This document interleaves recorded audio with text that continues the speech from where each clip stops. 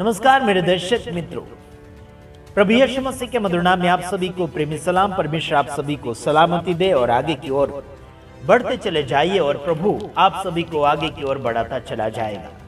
परमेश्वर का अनुग्रह जीवित है और उस जीवित परमेश्वर की आराधना करना बड़ा अच्छा लगता है और आप सभी परमेश्वर के साथ जुड़े रहिएगा।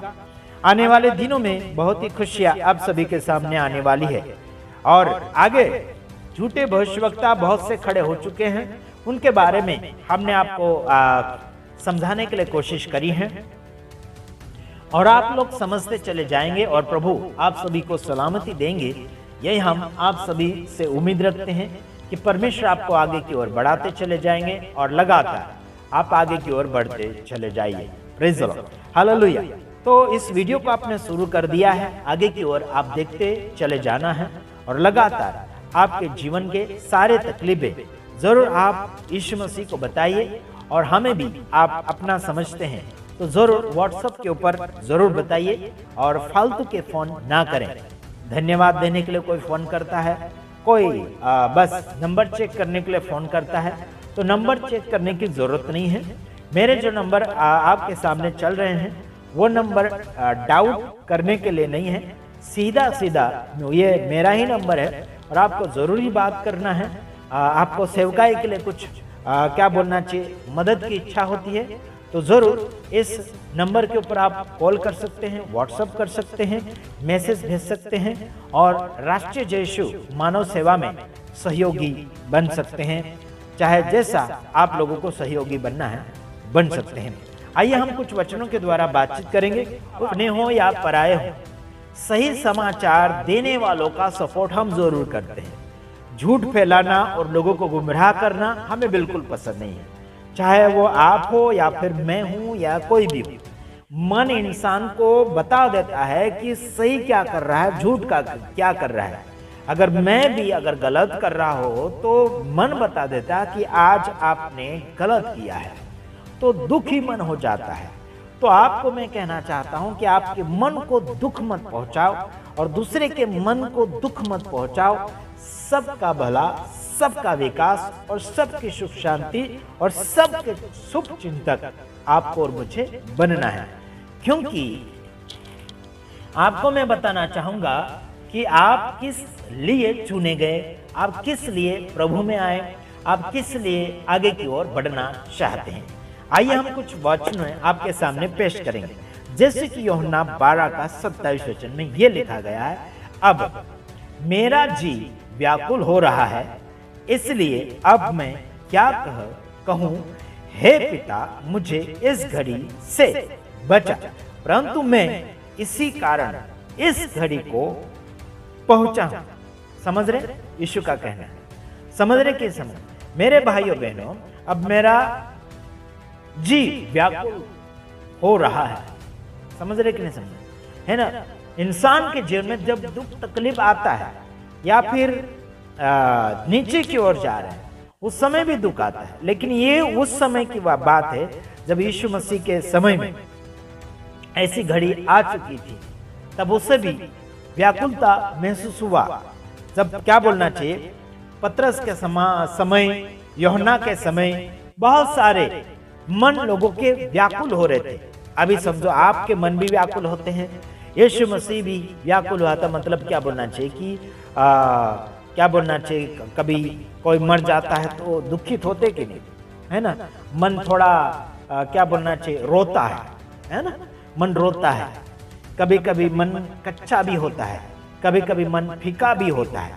समझ रहे कि नहीं समझ रहे। एक समय यीशु मसीह भी एक समय मन में रोया। पता क्या बोलना चाहिए, इसका लाजरस के समय में भी यीशु मन में रोया था। समझ रहे कि नहीं, यीशु रोया था अपने मित्र के लिए। समझ रहे कि नहीं समझ रहे मेरे भाइयों बहनों, है ना। जब मन दुखी होता है या फिर किसी का प्रेम के कारण लोग रो पड़ते हैं, किसी की चाहत के कारण लोग रो पड़ते हैं, किसी को नाश होने के कारण, किसी की बर्बादी होने के कारण भी रो पड़ते हैं, व्याकुल हो जाते हैं, निराश हो जाते हैं। तो आपको मैं यही कहना चाहता हूं कि आपका मन व्याकुल मत होने दीजिए, व्याकुल तब हो जाता है आपका घाटा हो रहा है, या फिर आप नाश की ओर जा रहे हैं, या फिर आपका मन चाहा व्यक्ति, मन चाहे लोग, मन चाहे आपके मित्र, है ना, मन चाहा चीज आपसे दूर होता है, या फिर टूटता फूटता बिखरता है, तब मन व्याकुल हो जाता है।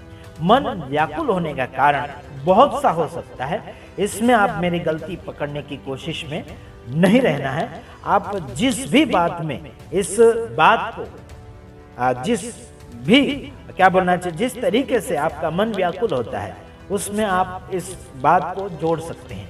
मन का व्याकुल होना, मन का कच्चा होना अलग अलग प्रकार का विषय हो सकता है, ठीक है। एक ही विषय में आप नहीं लेना है, अलग अलग प्रकार के विषय में मन व्याकुल हो जाता है। समझ रहे कि नहीं समझ? किसी ने आपको धोखा दिया, उसमें भी आप व्याकुल हो सकते है ना, प्रॉब्लम में पड़ सकते हैं, है ना। समझ लीजिए आप नाश की ओर जा रहे हैं, हो सकता है आप व्याकुल हो जाएंगे, है ना, मतलब कमजोर हो जाएंगे, ठीक है, कोई हरकत नहीं, है ना। यीशु मसीह के समय में भी ऐसा हुआ था, यानी कि सेवा क्षेत्र में, है ना। क्या बोलना चाहिए, लाजर के समय यीशु मन में रोया, मन में दुखित हुआ, समझ रहे के समय, क्योंकि संपूर्ण वो मनुष्य था उस समय। यीशु मसीह मनुष्य का रूप धारण करके संसार में पधारे थे, और वो मनुष्य के साथ में बढ़ा, मनुष्य के साथ में रहा, समझ रहे, मनुष्य के साथ में वो घूमता फिरता था, जो वो मनुष्य खाया करते थे वही उसने भी खाना खाया, कोई भी स्पेशल खाना नहीं था। लेकिन आजकल आप देखे जाएं तो सेवा क्षेत्र में, प्रोग्रामों में, मीटिंगों में, सभाओं में आप अगर देखने जाएं तो सेवक सेविका के लिए खाना स्पेशल होता है, उनके लिए बहुत ही अलग खाना होता है, और जनरल लोगों के लिए, है ना, हल्का फुल्का जो भी है भेदभाव के साथ खिलाते हैं। तो कई जगह ऐसे लोग होते हैं जहाँ जहाँ मैंने वचन बांटे हैं, है ना, कुछ लोगों ने हमारे वीडियोस को देखकर सुधारा किया है, जो भी खिलाओ सबको बराबर खिलाओ, किसी को स्पेशल नहीं, है ना। समझ रहे कि नहीं समझ रहे मेरे भाइयों में, किसी को स्पेशल खिलाने की जरूरत नहीं है, जो भी है सबको बराबर खिलाए। प्रभु आप सबको सलामती उसी के कारण देखे।